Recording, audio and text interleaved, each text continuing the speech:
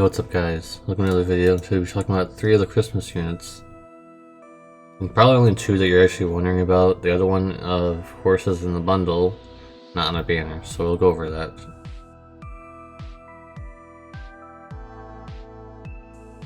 We'll be going over that. So, from what I remember, his passive gives him triple casts if you equip his TMR or STMR, so yes. You really want to equip that STMR so you get triple cast. And as you can see, a lot of his moves are pretty strong. Although he has... Okay, he's kind of built kind of like how Gilgamesh from War of the Visions on the JB side is built. But I don't think he would want to use any of those moves, honestly. I really don't think he would use any of those. Their modifiers are insanely low. There's no reason to use those. So really the only 2 you're looking at are these 2 here, and yes, they look like they're hide mods, but as always, do not let hybrid mods fool you, because you have to cut that in half.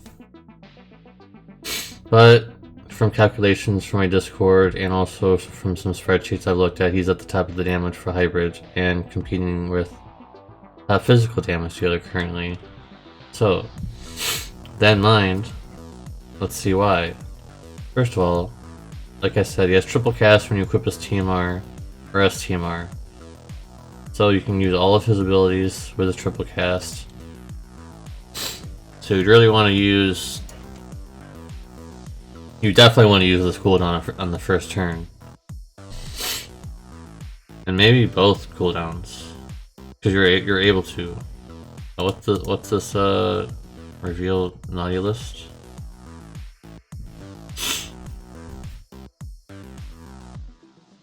The real naughty list is probably the one you want to use more. The other ones, I don't really see how you ever would fit that into a rotation. It's more of like a support ability, and he's not really much of a support. But maybe if you really need that ability, it'd be nice to use. So on turn 1, use both cooldowns and also Bolting Strike. Unless he needs to imbue. Actually, you need to imbue, never mind. So both cooldowns and imbue whatever element you want to use. Then turn 2, still have triple cast because he gets triple cast forever. So triple cast, use reveal naughty list and start chaining. Want snowball fight?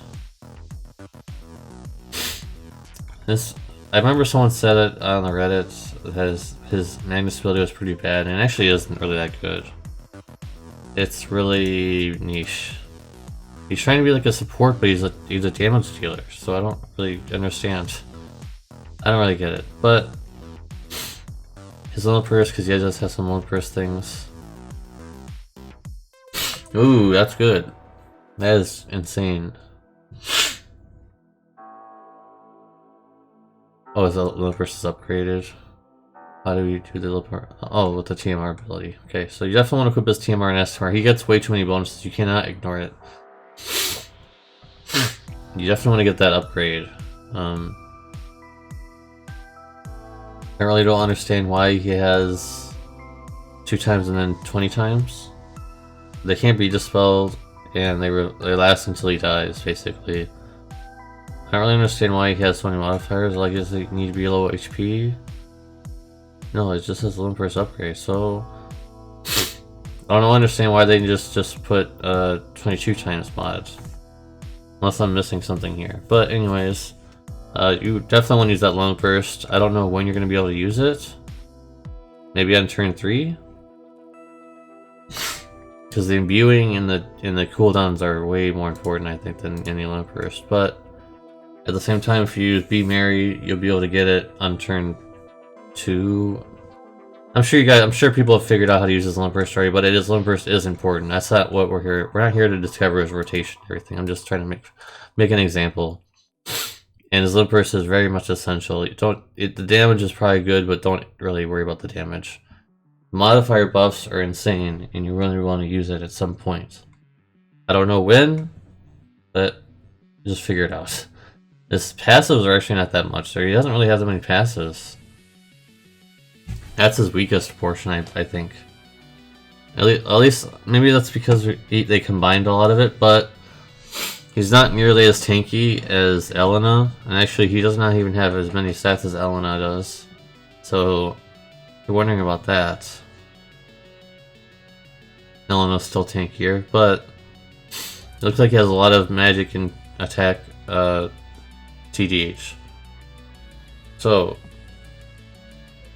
he has 50 for both, 100, 200. Oh wow, that's pretty insane. So all you need is Magic Charger and Cloud's TMR to be maxed. Looks like. But unfortunately, you really need his STMR to be like ultra essentially good.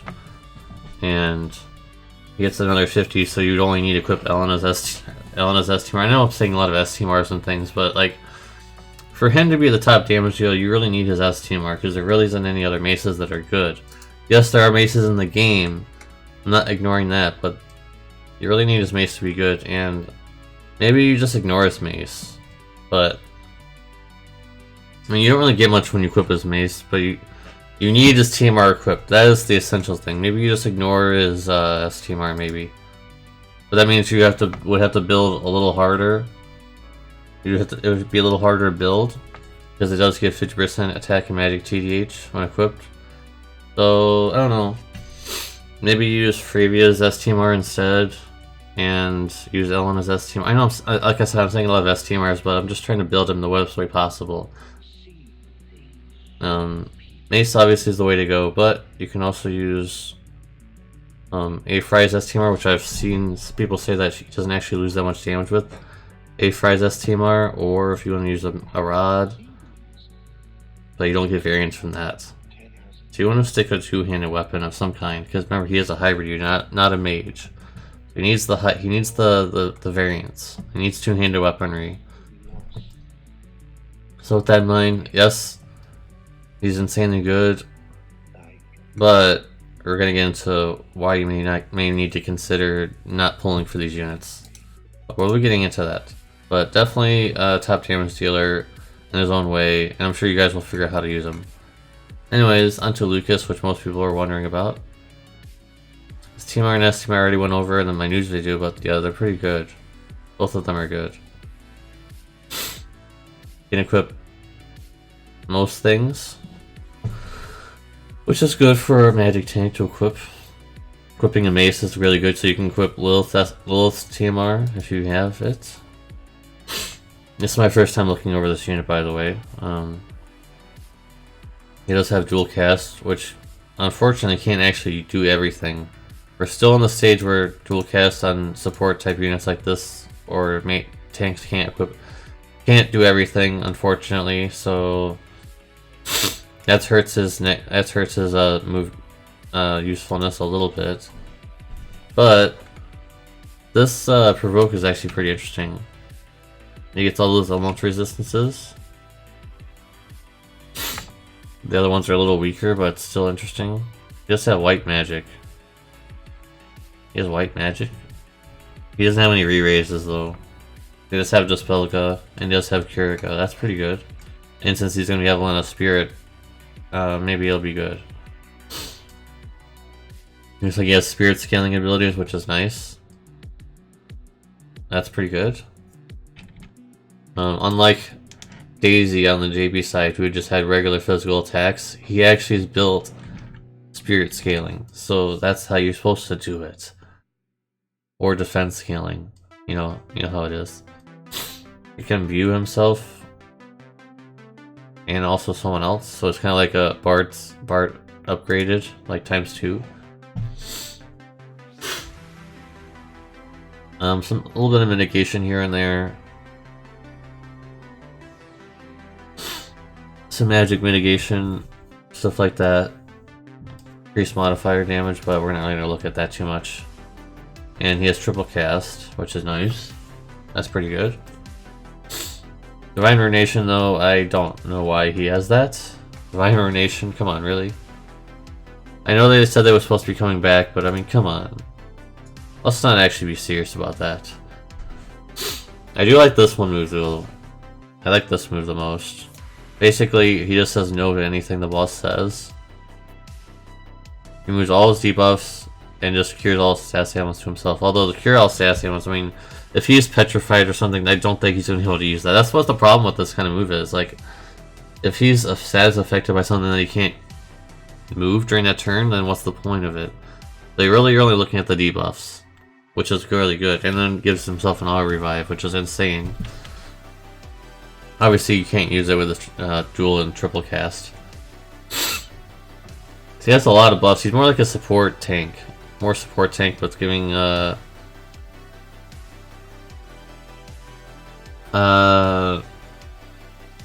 don't think he would ever use this Noble Sacrifice unless he has auto revive up, and even then he would be vulnerable unless you have him like unless he's your provoker for that fight. And he has 100% draw already, then it would be good. But I don't see how that would ever be useful.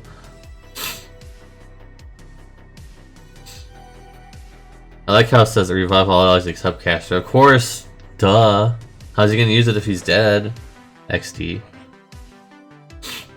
So, I mean, people were wondering if he's better than Cecil or wanted to be compared to Cecil. Honestly, I don't see it. Sure, he has all these really good all this good stuff in his kit. I don't see it though, guys. I don't see it. I don't see how it's better than Cecil. Cecil has so many better things than this. Cecil has dual cast, and you can use all of his abilities on his dual cast and his triple cast. You can triple cast AoE. I always say AoE. Sorry. You can triple cast re-raise on. I always say 3 targets too, but you know what I mean. Sure, it lowers his HP, but not by much, and then you can just use it first, and then your healer heals it back up again. So, being able to triple cast re-raise on beats out pretty much everything that he can do. I mean, don't get me wrong, he's really good. Lucas is really good, but I don't think that he's better than Cecil. So, for anyone wondering about that, that's my judgment. I don't think he's better than Cecil. Cecil's in a whole other league on his own. Maybe in the next global exclusive tank he'll beat him out, but this one, no, I can't say that he's better than Cecil. Of all the things that he can do, he still falls short because of all the things that Cecil can do. Like, Zone Burst is spammable. He has tons of AoE elemental coverage, which, I mean, yes, Lucas can do too. Don't get me wrong, he can do that as well, but it's just not as good. So that's my estimation. I think that Cecil is better. But if you got him from your pulls already, don't be sad. He's good. Lucas is good, and his TMR is very good, and his TMR is very good. Yeah, that's a lot of spirit on that shield, and a little bit of elemental resistance, and that fortified cuirass is very good. With that mega spirit buff, or not a buff, just equipment. This has really good guts, and also really good passives. Because if he gets below 50%, which is going to happen probably a lot of the time, he's going to have a lot of stats, a lot of good stats. He also has increased counter chance by 100%. What's his counter? What is his counter? Damage miscalculations. Oh, well, it's kind of like Cecil where he counters with AoE LB fill, which is another thing, by the way, that he beats him out on. He has AoE LB fill when he does counters. Sometimes he does normal attacks, but a lot of time he does do AoE LB fill, which is way better than just filling himself. So overall, I do think that Cecil's better, but he has a lot of different kind of counters. I don't really understand. Not really getting it. I'm not really sure why Gumi likes these counter chaining moves. They don't really work. They don't really work, guys. Counter chaining and stuff. It's just too niche and just, I don't know. And finally, let's look at the tri-element gift. Ooh. That is something good, though. Okay, the tri-element gift is probably one of the best things, even though it's not tanking. It can AoE Imbue. Only for 1 turn, but it does have a huge Imperil. That's good. But yeah. AoE Imperil, AoE Imbues is nice. Cecil can do that too, but only for light. But he can do for 3 elements. So he hasn't beaten the LB in the AoE Imbue fight, but that's not really what Cecil does best. That's just something he was able to do. So we already gone way too long into this. Lucas is good. Levinson is good. But we won't get into the reason why you maybe not want to pull so much. Anyways, on to the last one. Holy Knight, Amelia and Amelia. I mean, they come in a bundle. I don't know what the bundle's price is, but I'm not even going to bother looking. Their TMR and STMR are the same as the JP side. And the only buffs that I saw at a quick glance was the Sister's Rage got increased from 8 to 12, which is really not that big of an improvement since they don't have triple cast. And also down here, I believe, yeah, the Just Order got a 4 times mod boost. That's it. That's all the only upgrades that they got that I saw. If you guys saw anything different, please let me know in the comment section down below. But I think that's it. Maybe their Imperils got increased by a little bit, but I don't think so. And even if it did, it doesn't matter, guys. They don't have triple cast. Their modifiers are super low.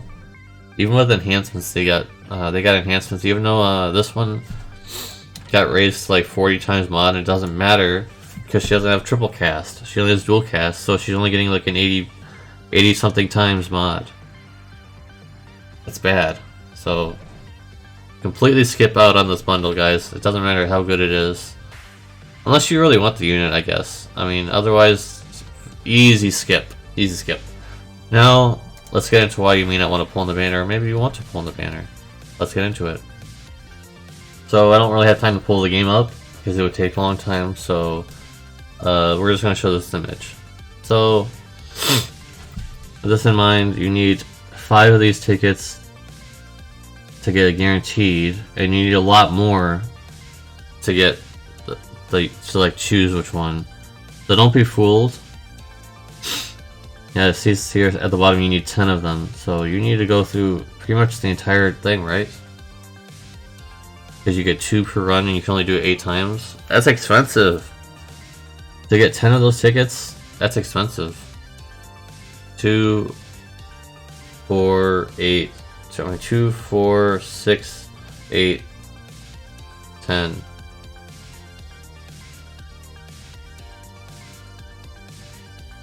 That's 5 times. You have to go through 5 times, guys.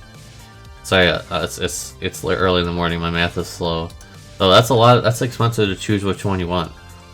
And considering that you need Levinson's STMR, or maybe if you have A-Fry's STMR, but preferably his own, because you know we talked about in his review. It's expensive. I know there's a rainbow with the second step, but I don't know, guys. Let me know what you guys think if you went for them, but I am not going for them because I think this is just bait. Levinson's strongest damage dealer for now, but it's not going to last. You guys know how damage dealers go. They rotate in and out. So, with that in mind, guys, I don't think we went over Lucas's Magnus ability, but let's just look at it very quickly. I don't want anything out of my review. I don't know. Oh, you missed the Magnus review or Magnus ability. For 1 turn, that's good. For 1 turn, I think that's good. You can't use it with his dual cast, so that's kind of unfortunate. That kind of maybe what is his triple cast looking like? It's the same. So, yes, that's insane. The Abatuma defense is insane, but it kind of is a hindrance because you need to use it while your cover is still up. Because if you use it while your cover is down, going to be down next turn, you kind of have your pants down with that situation, don't you? Anyways, hope you guys enjoyed the review. Hope I went into the banner as I have been doing for the past few times. Please consider subscribing. Please consider liking the video, and comment down below if I was wrong or maybe I was right.